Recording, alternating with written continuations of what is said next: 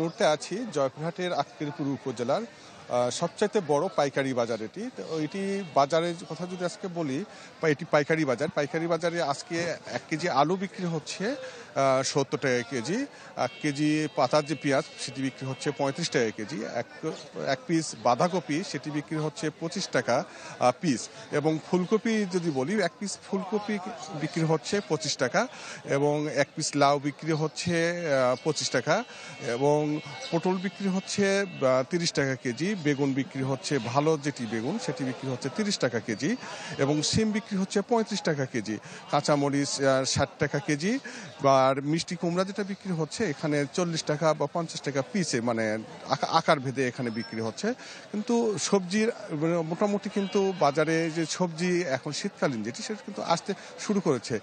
আরও সময় লাগবে। কৃষকরা যেটি কথা বলেছে তারা যেটি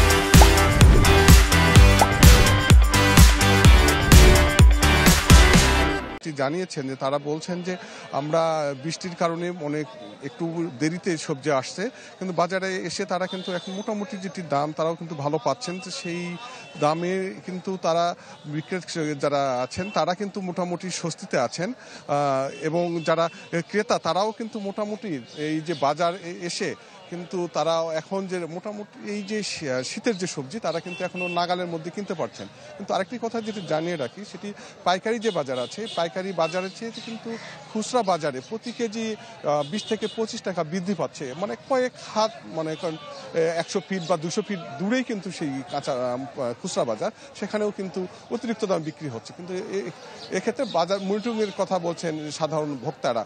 তো এই ছিল জয়পুরহাটে সবজি বাজার, পাইকারি সবজি বাজারের সর্বশেষ মিলা। জি হারুন, ধন্যবাদ আপনাকে।